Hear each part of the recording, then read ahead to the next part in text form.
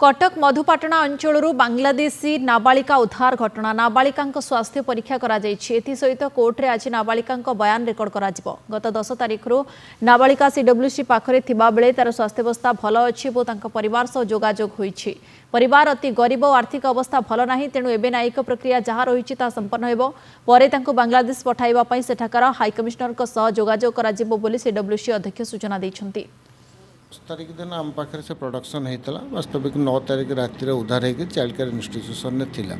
परवर्ती पर्यायर आम जिते सहित इंटराक्शन काउनसिलिंग कलु सी रिविल कला जना पड़ा इलिगाली माने ट्रैफिक चालान होती बांग्लादेश रु ताधरे विभिन्न प्रक्रिया 5-6 जन लोक सामिल अच्छा।